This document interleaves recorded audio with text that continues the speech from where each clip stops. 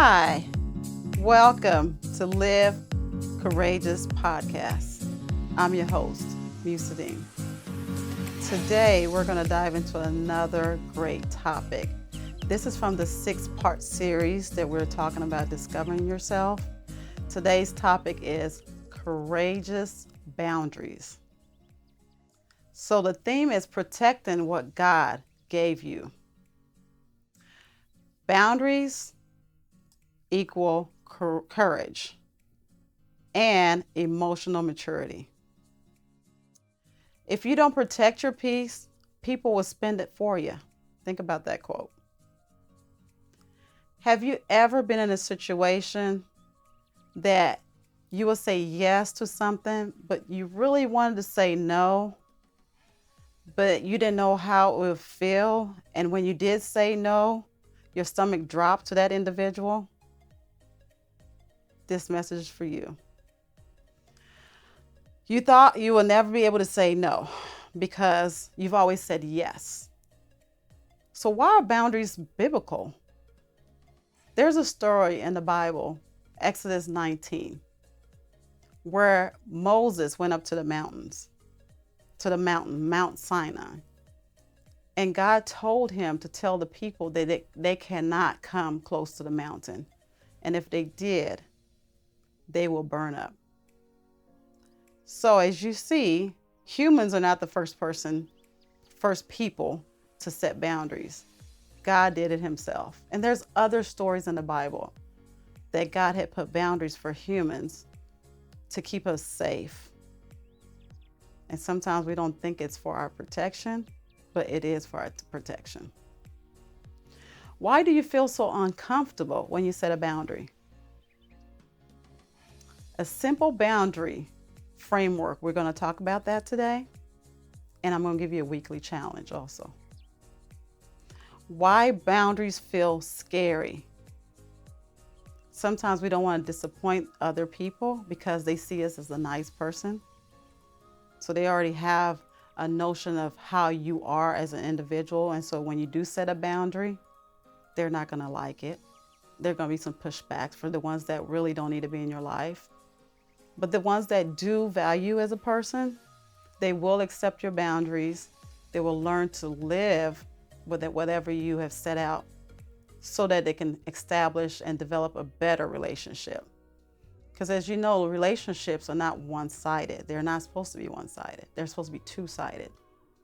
And so if you have one person that gives and gives and gives and the other person is taken, that drains the person that's given. Another boundary myth or fear is the fear of conflict. Because you've been such a good person, a good friend, you don't want to have that friction rub the first time you do start setting these boundaries. And like I said before, boundaries are not for others. They're for you. They set ground rules for you. And you're able to navigate within those boundaries. So by putting up those boundaries for yourself, it makes you become a healthier person. Another one that also fear of being misunderstood. Some people see boundaries as being negative because our society tells us we're putting up limitations for individuals because they've had full access to you. And so once you start limiting some of these access, because again, it's for your mental health and so for your physical health, and people do not understand what's going on. They feel like you've changed. Well, yeah, I've changed for the better. And sometimes childhood conditioning. As I said, because we're taught that boundaries sometimes are negative, majority of us, including me, I've thought we cannot put boundaries because people are not going to receive it. We're not going to be liked. And so that is a childhood conditioning. And then patterns over functioning. Again, you have people that do not function the way you really will like in your life. And so it brings chaos, confusion. So by you setting those limits for yourself, it enables you to step back, see what you need to do, and rewire your thinking. Not for others, but for you. So again, some people don't like boundaries. They don't want boundaries. They want full access to you. So you can identify those things. What I would like to tell you, I had a friend and she will call, I'm a nice person. She'll call wee hours of the night, day, whatever time, okay? But because I was such a friend, I want to listen to everything she has to say. I would give advice. I would sometimes cry with that individual. And then sometimes I would just hope and pray, and even pray with that individual, thinking the situation that she was in will get better. But numerous times it's the same repeated cycle. This person didn't get any better. Their situation didn't get any better. She wasn't setting boundaries with those people. And so guess what? That was wasting some of my time. And then every time I would get off the phone, I felt drained. So the situation is I had to stop and think about it because I felt worse than I ever was because you've just dumped on me. Everything that you're going through, even though I'm trying to give you advice, you didn't take it. And this is ongoing, repeated cycle. So I had to sit back and write down what I did not like about this situation. I was the giver, but the receiver is not receiving. So after I plotted everything out, that I really was wasting time because time is valuable.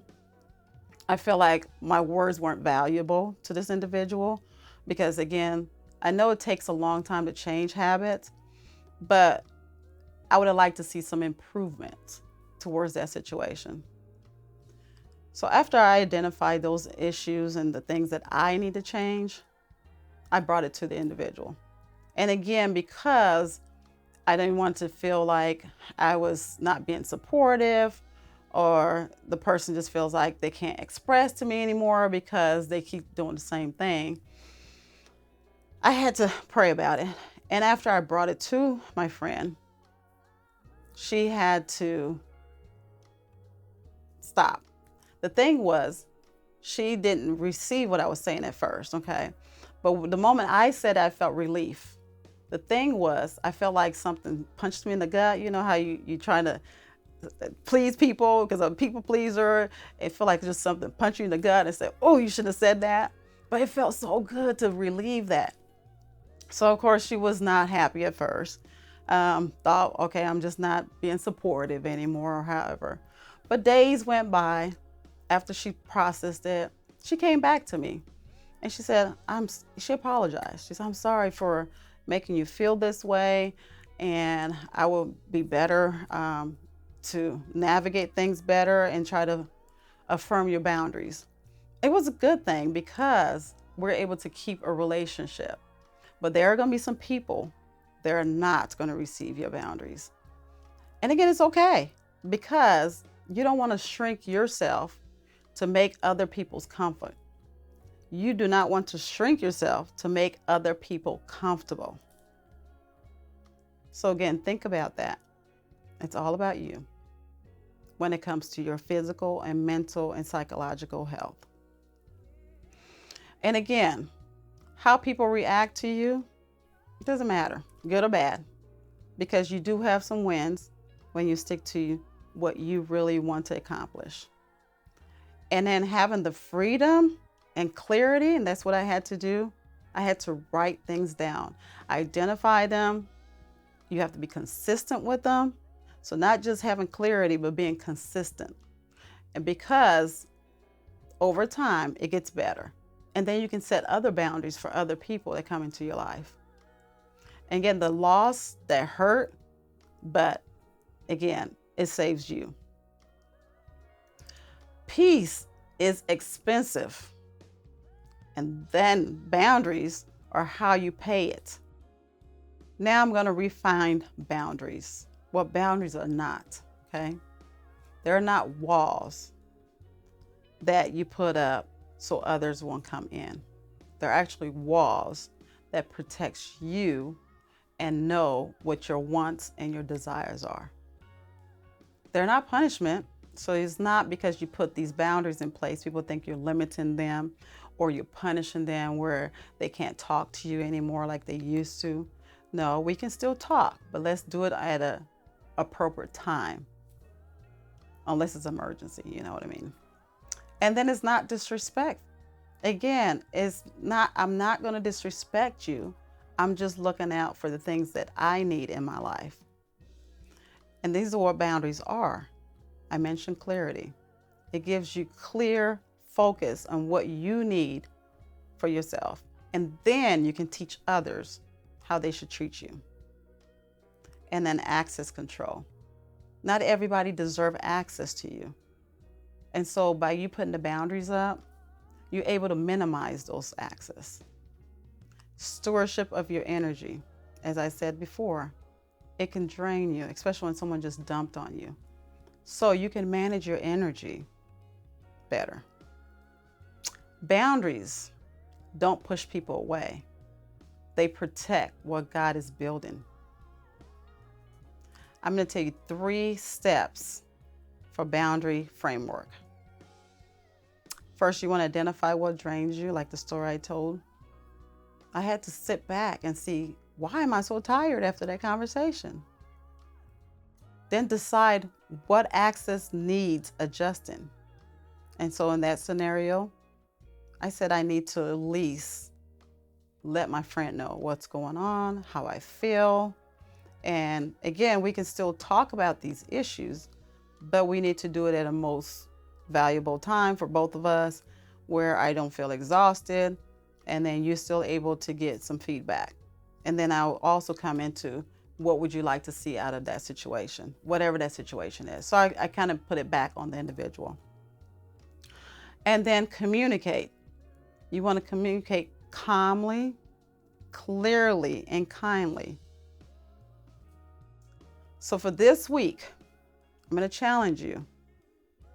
What boundary is God asking you to stop avoiding? So you can think about that for this week. And then I want you to set one boundary. You can write it down so you can have a visual. Because if you didn't write it down, usually you don't have it. And then practice saying that boundary phrase, whatever that is. And then observe how you feel after you say that. Again, today we talked about boundaries is courage. Those two go together. Thank you so much for listening. And this is Live Courageous Podcast. I'm your host, Musudeen. And remember who you are. Thank you so much.